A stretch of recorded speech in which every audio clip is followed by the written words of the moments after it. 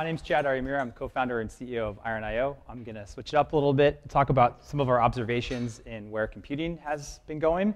I don't think it's anything extremely new, but it's really interesting to see how things are changing with the way that we deliver applications and technology and the changes in infrastructure. So there's this concept what we've been toying around with called the atomic unit of computing. It's not new. I think Stephen O'Grady from RedMonk talked about it, wrote an article. And what we're seeing is that the atomic unit of computing is actually changing very quickly. And then I'm going to talk briefly about what Iron.io is going next.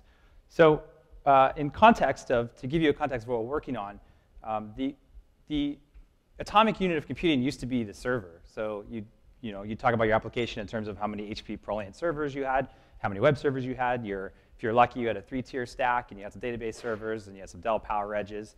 And you'd say, my application is 10 servers, or maybe 20 CPUs, and that was really exciting. Then came the VM. Everybody knows what the VM is, but now we're starting to abstract away the hardware that went along with that, and suddenly the world changed a whole lot overnight. Well, not overnight, but over time. And whether you think about the VM in terms of the way that Amazon defines it or the way that VMware defines it, essentially we're raising the abstraction layer now.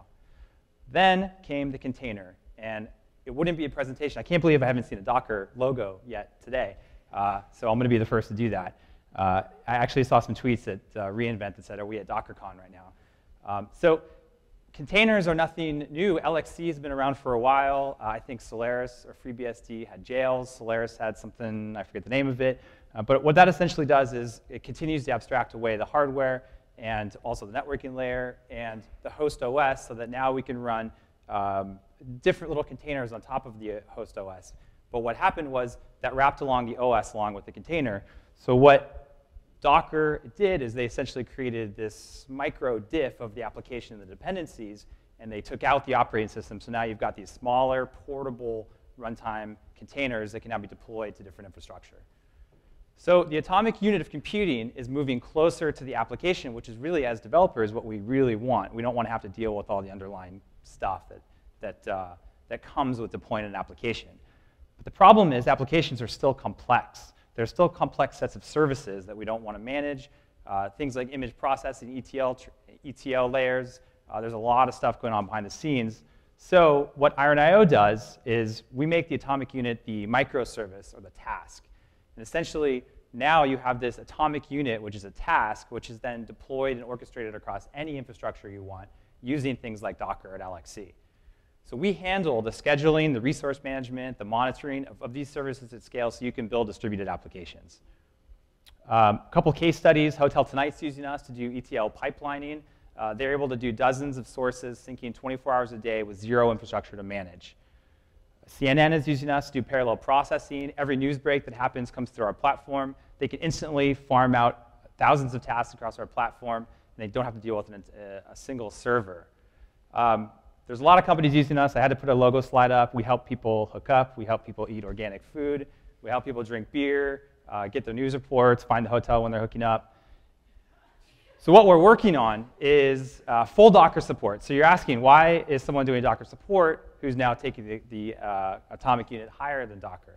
Well, Docker is the container that we use, and it's the container that you're using to build your app. What we do is we orchestrate and schedule Docker containers across our platform. So if you can write a Docker container, or Docker, you can send that to our platform, and we run that across any cloud, anytime, and we manage all the resource allocation, all the hardware, all the API stuff beneath, and we abstract out everything about the provider. Which brings me to my next point. We're multi-cloud, which means you can execute your tasks on Amazon. We're about to release on Azure, Rackspace, DigitalOcean, and GCE, or Google Compute Engine, which means if you can execute a task, you can deploy a Docker container, you can run thousands, if not millions of these things in parallel, and we run them across any infrastructure that you want across any cloud provider. This makes it so that you can easily move big workloads to lower cost or specialized clouds, which brings me to the next thing we're working on-premises support. I actually just realized recently that on-premises is not on-premise. So on-premises support is where we run behind your firewall. And that's something that's critical because we're finding that many enterprises are still reluctant to move their critical production workloads to the cloud. So we need to run where their workloads are. And we'll be launching, we already have a v3 version of IronMQ, which our queue service runs on premise, followed by the rest of our platform. Things that we've learned doing this for the last 3.5 years, developers love abstraction from infrastructure and ops. They don't want to have to deal with any of the management of the infrastructure, with any of the operations. We have lots of tools now. We have the chefs and the puppets and all that type of stuff. But at the end of the day, developers just want to build software. And they want to deploy it, and they want it to work. But they want it to work right and at scale. And that's what we help them do. Developers want the atomic unit to be the app, but we still have a long ways to go. And that's where we're trying to help out with. The other things we're learning is that multi-tenancy is important, but our customers will pay for reliability over anything else.